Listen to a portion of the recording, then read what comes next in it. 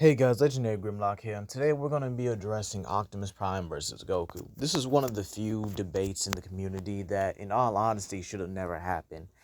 It's not close at all when it comes to these two, but again, let's talk about Goku himself. Goku, since the Buu saga, has been, I think it's fair to say that Vegito himself is a universal character, and Goku in Dragon Ball Super simply surpasses that, at least when he gets his Super Saiyan God stage. This is consistent with the characters as they actually go from being able to destroy the macrocosm, which would include heaven and hell, but they're also able to, seed or at least destroy the world of void itself, which is an infinite void of nothingness, and they're able to destroy this. Goku would also scale above Merge Zamasu, not Infinite Zamasu, as Infinite Zamasu took Xeno's power to actually be able to fully kill him. Goku would then go on to fight characters stronger than Jiren, like Broly, who in a fight with Gogeta was able to shatter a dimension that could no longer contain their power. And in the Moral arc, he was able to finally, after some help, being able to shatter Moral's crystal, with Moral having the power to wipe out entire galaxies. But again, most of these did require help for him to actually complete.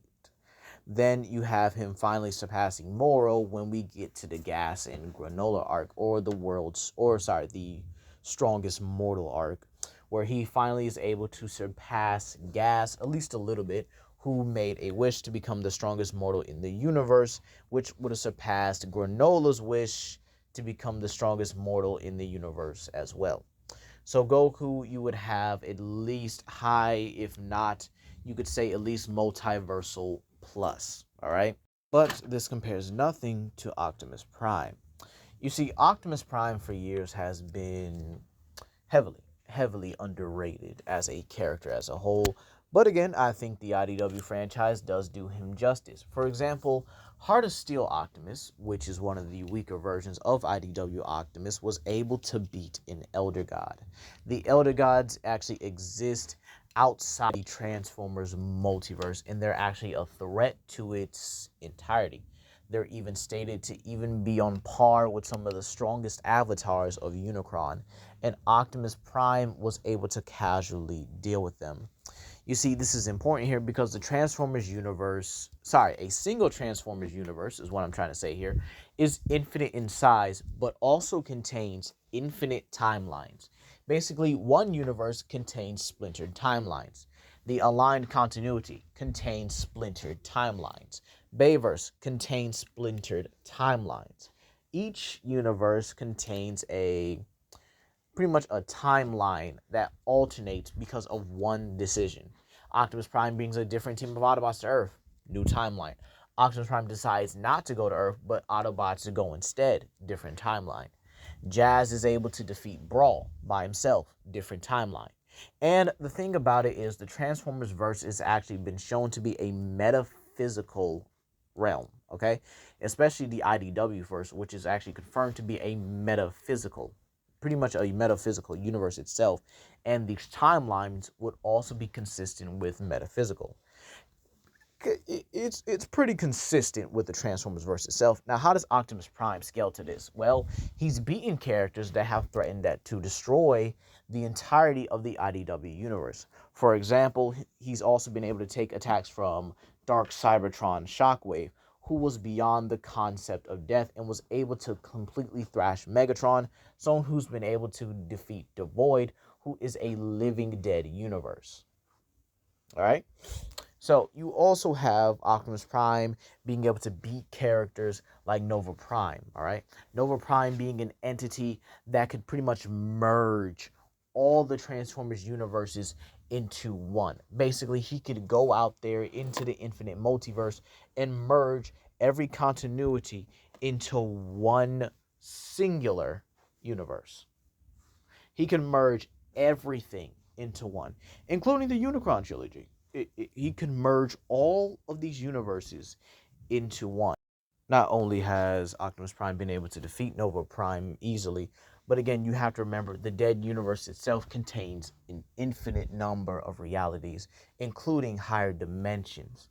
You also have to understand that these universes all contain their own lore, their own, well, not their own lore, I'm sorry, their own properties as well.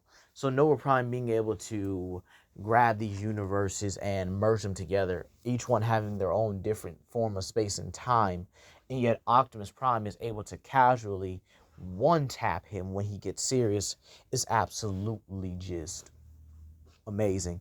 Then you have Thunderwing, all right? Thunderwing is a character that Optimus Prime, decided not to use the Matrix for and required his full power. Keep in mind something as well here. Thunderwing is a force of nature. Thunderwing was so powerful that it required Optimus, Megatron, Trypticon, and Omega Supreme in the past just to slow him down. And then you have the Wreckers themselves. Now, the Wreckers were actually scaled to Megatron. Yeah, that's actually true. They actually scaled to Megatron. As characters like Whirl, who is, I wouldn't even say one of the weakest of the Wreckers, was actually able to go toe-to-toe and hold his own against someone like Megatron. All right? And he was actually, he was putting in that work. Like, he was going toe-to-toe with Megatron and hanging with him in that fight. Like, the dude was absolutely ridiculous. And then this goes into characters like Impactor, Roadbuster, especially Roadbuster, because he's actually the physically monstrous one of the Wreckers. And then you have characters like Optimus Prime, who's been able to actually just manhandle him. And yet, he was able to demolish Thunderwing. Optimus Prime is also a ridiculously skilled combatant, just like Goku in his own right. Being able to beat characters like Bludgeon, who was actually able to beat Skids, albeit barely. Skids is a character that can learn any type of fighting form just by seeing it once. Meaning that if Skids sees your fighting style, no matter what it is or what it's from, or sorry, where it's from, he's able to copy it and then exploit it. But let's go into Optimus Prime's Haxes. You see, IDW Optimus has the Matrix of Leadership on lock. You see, the Matrix of Leadership for him is his bread and butter. He's mastered it. He has full control of it. And it's able to erase your very concept from existence. Oh, but Goku has resisted Hakai Legendary. What about that? Again, Dragon Ball has shown that there are levels to this. All right, there's levels to these Hakais. All right, Sidra's is weaker than Topo's. And what's important about that is that they gave Frieza as a scaling point. Frieza himself was able to not only overpower it, but was able to just contain it. And this was Golden Frieza, by the way. And then he threw it back onto basic Goku. Now you could say he didn't have time to transform, but again, what's to stop him from transforming in the middle of that Hakai? I mean, what's to stop him? And then you had Topo, who absolutely demolished Frieza. And again, remember this about the Tournament of Power, no one was allowed to kill. No one in that tournament was allowed to kill anyone there, including Topo. Otherwise, do you think a lot of characters would have survived his Hakai? Vegeta included? Yeah, I didn't think so. Optimus Prime would absolutely murk Goku on spot. But yeah, I know what y'all saying. What about Xeno Goku? Well, I got y'all. Let's talk about Xeno Goku, right? So Xeno Goku is the only Goku I would actually give the Outerversal pass to. I know some people would make the argument for, mainstream manga or, mainstream Dragon Ball Goku being like Outerversal. But again, the evidence does not stick to it. It really doesn't. The evidence even contradicts itself in the Daizenshuu. Meanwhile, you actually have this Goku here who's able to protect all the timelines in Dragon Ball, able to shatter the dimensions. He's able to, fight. He's actually able to fight in space. He's able to distort space and time with him just by powering up. Right? So this Goku would automatically get the Outerversal pass. I can definitely say that. But if you don't want to argue that, then he definitely is hyperversal. Okay? The evidence is there. He's still a complex multiversal character. Not in the same realm as characters like Skyfathers, but he's definitely in the same realm of characters like Superman and Thor, which is actually fair and reasonable. But then you have Unicron Trilogy, Optimus Prime. So Unicron Trilogy Optimus Prime was able to tank Unicron exploding in his face here. And the funny thing is, he beat Unicron 3 times. 3 times. He beat Unicron in Armada, he beat Unicron Spark in Energon, and he beat Megatron, who had the powers of Unicron. All right? And he's also consistently scaled above Vector Prime, who's a multiversal singularity and is able to transcend the omniverse in Transformers.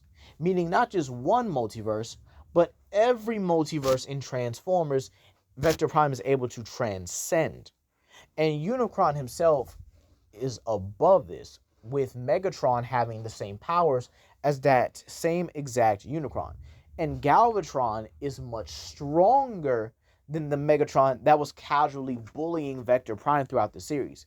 Keep in mind that, excuse me, that Vector Prime himself was capable of going toe-to-toe with Ramjet, who was powered and had a direct connection to Unicron himself, had absorbed 4 dead universes, and had been powered up by minicons. Yeah.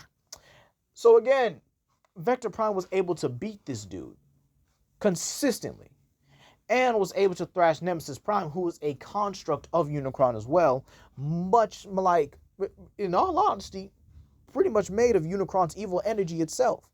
And Vector Prime was able to beat both of them casually. All right? And then you have the sheer fact that Megatron-Galvatron was able to consistently beat Vector Prime. Keep in mind, the true form of Unicron is a platonic concept, and he's already beyond every concept in the Transformers multiverse. And this means every concept, space, time, emotions, feelings, naming, you name it, he's beyond it. Megatron in the Unicron trilogy would have surpassed this, as he would not only be stronger, but was going to manipulate the black hole itself, or at least manipulate the Unicron singularity into actually making a new universe. And Optimus Prime was able to overpower this consistently throughout the final few seasons, or the final few episodes of the series, even being able to wield Raceling, which is Vector Prime's sword, which is able to erase your very concept from existence. Either way, whether it's Unicron Trilogy versus Xeno Goku, or IDW versus regular Goku, it's never been close. Goku does not have the feats to actually be able to not only harm Optimus Prime, but to even put him down. I haven't even covered Optimus Prime's regeneration, his, matter manipulation, having all these other abilities as a Prime as well, him having the Enigma of combination to enhance him, or him having access to all the weapons of the Primes, which are able to one-shot the infinite multiverse, or how powerful the Matrix actually is. Yeah, I never really covered that. I never even covered how the fact he scales above the 13 original Primes themselves. But if I did, this video would be a lot longer, and it would have been a lot more overkill. But either way, Goku versus Optimus Prime has never been a close fight. But that's going to be all for today, you guys. Please comment, like, and subscribe, and share with your friends. This is Legendary Grimlock, and I hope you guys have a blessed day. Peace.